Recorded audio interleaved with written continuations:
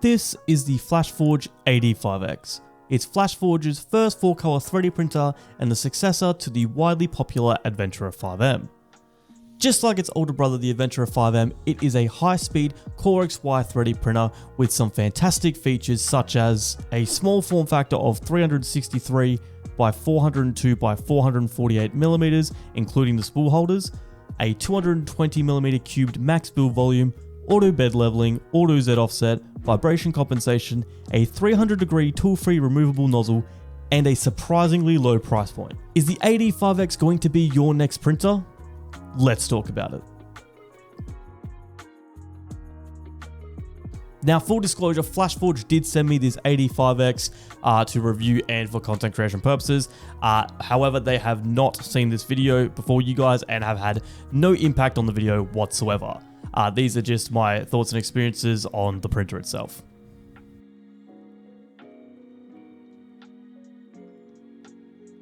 Unboxing this machine was very simple and very similar to the Adventurer 5M. All you have to do is take the printer out of the box, remove the accessories and foam inside, then unlock the bed by removing a few screws, and finally install the screen, IFS unit and spool holders.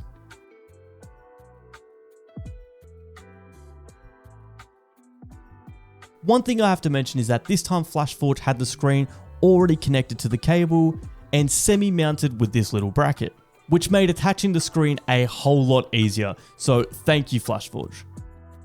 Once powered on, the printer will run you through an initial setup and calibration, including bed leveling, vibration compensation, and a test print. It'll also prompt you to connect your Flashmaker account or create one if you haven't got one.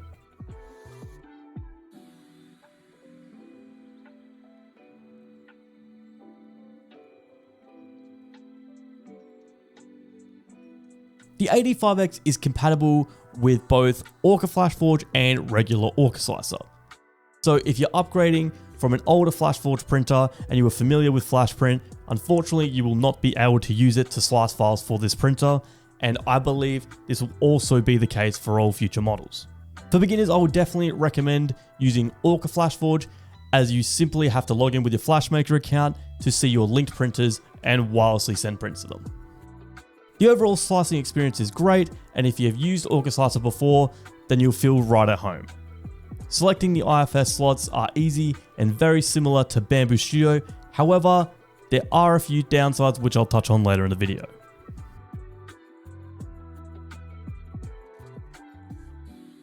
The first print that I ran on this machine after the calibration was a 3D model of myself sliced at 0.12mm layer height.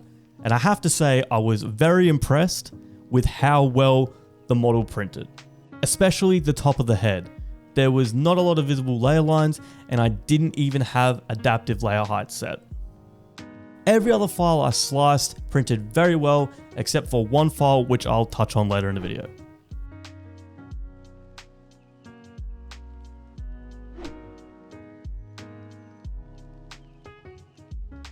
Just like the Adventurer 5M, the Ad5X excels at printing silk filaments, and in my opinion produces better quality silk prints than my Bamboo Lab X1 Carbon.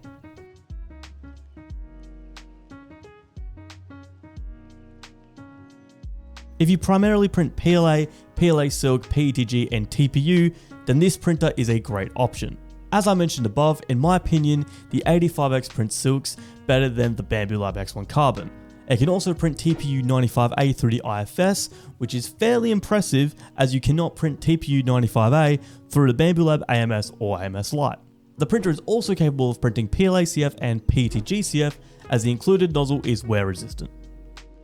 If you're looking to print ABS, ASA, and potentially other engineering grade filaments on the Ad5X, then you're in luck. Flashforge have once again released a DIY enclosure kit in which you print the frame for the enclosure and purchase acrylic panels and screws in a DIY kit on their website. Once assembled, it completely encloses the printer, enabling you to successfully print engineering grade filaments. If you're new to 3D printing or looking to expand your printer collection and you primarily work with PLA, silk PLA, TPU, and PETG, or even some carbon fiber reinforced filaments, then the Ad5X may not be a bad option for you. For just $399 USD, which is around 649 AUD, you're getting print quality and features on par with the Bamboo Lab P1P, plus the added benefit of a multi-material system.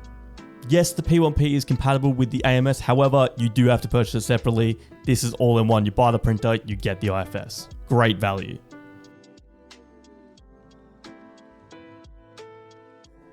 The IFS has been solid and, to be honest, has grown on me over the last few months of printing on the A85X. Originally, I was a little skeptical of such a small device being able to do the same job of an AMS, but the IFS has done so and done so well. One thing to note is that it is a lot slower at feeding filament than the Bambu Lab AMS Lite, but with that being said, filament changes have worked pretty flawlessly, so no biggie. I'm not sure how difficult maintenance on the IFS would be, or how difficult it would be to remove a piece of filament that is snapped off inside of the middle of the unit, as I haven't experienced this yet, but I do know that they do have a full teardown video on their support YouTube channel, which is fantastic to see. I've only experienced one clog with this printer so far, and that was when I was trying to print a 4-color dinosaur from Cinderwing 3D in TPU 95A. All I had to do to fix it was take the extruder front cover off, take out the blue clip, pull out the 4-in-1 adapter, and then simply heat the nozzle up and pull the clogged filament out the top of the extruder head.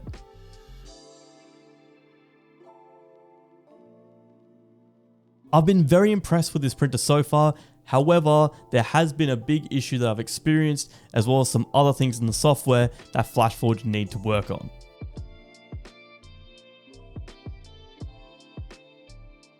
After I'd filmed my 24-hour and print quality videos, I decided to print some multicolor prints to see what this printer could really do. And unfortunately, that's where I came across my first issue. I attempted to print this lovely bamboo plant in a pot model.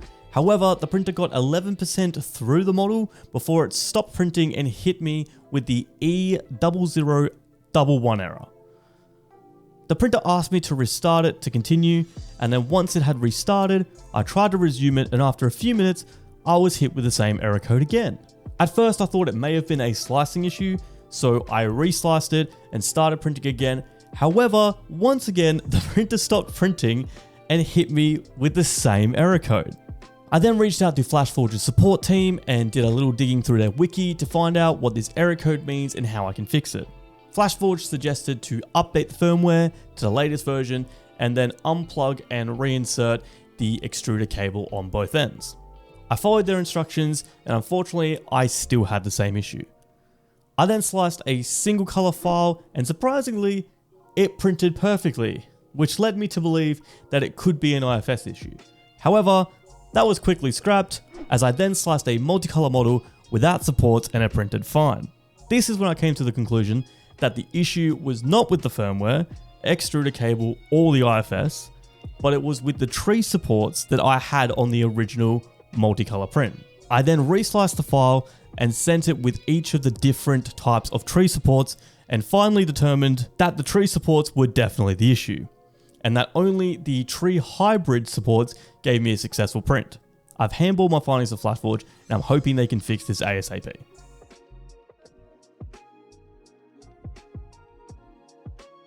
This is probably my biggest issue with the A85X. There is no mention of flushed filament.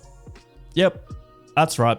When you slice a multicolor file in Orca Flashforge, there is no mention of how much filament has been flushed, or if you prefer, purged, apart from the prime tail. This means that you have no idea of the total amount of filament being used and wasted. For example, Orca Flashforge says that this multicolor frog model would use a total of 25.14 grams of filament and take 6 hours and 1 minute. However, as you can see from the pile of purge filament, there has been significantly more filament used than estimated.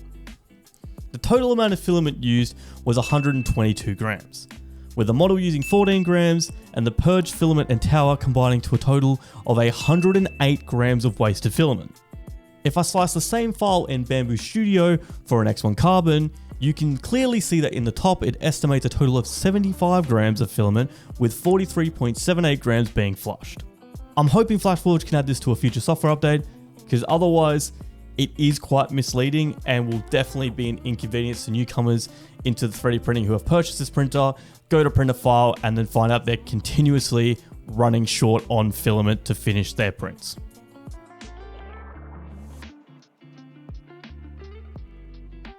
all around, this is a very capable multicolor printer at a great price point. If you're a beginner who is looking to get into multicolor 3D printing, or someone who is looking to add a new printer to their print farm, then I don't think this is a bad option at all. Alternatively, if you're after a single color printer, then the 85X's older brother, the Adventurer 5M, is an even better option. The 85X comes in at only $399 USD, which is around 649 AUD, and for that price, you're getting a fast, multicolor 3D printer that can print PLA, PETG, TPU, PLA-CF, PETG-CF, and even some engineering filaments if you buy and print the enclosure. You're also getting a 300-degree extruder head with a tool-free nozzle swapping system, which allows you to easily change from a 0.4mm to a 0.25mm, 0.6mm, or 0.8mm nozzle in less than 10 seconds. Flashforge have definitely made a great successor to the Adventurer 5M. Still don't know why they couldn't have made an upgrade kit, but I digress. I hope they can work on the things that I've mentioned in this video, because honestly, once these issues have been resolved, they have a very solid multicolor 3D printer that I would definitely recommend to beginners. Hey, so Editor Mateo here. While I was editing this video, Flashforge has released some new firmware updates for the 85X, as well as some new software updates for Orca Flashforge. And from my testing, it seems they have fixed these issues. So great job, Flashforge. I just thought it was important for me to add this note in. So disregard my previous statement before this. It looks like they've fixed it, and I would definitely recommend this printer for anyone looking at getting into 3D printing, and especially multicolor 3D printing. Thanks for watching, guys. If you enjoyed the video, don't forget to like, subscribe. Let me know your thoughts on the printer in the comments down below. And as always, happy printing.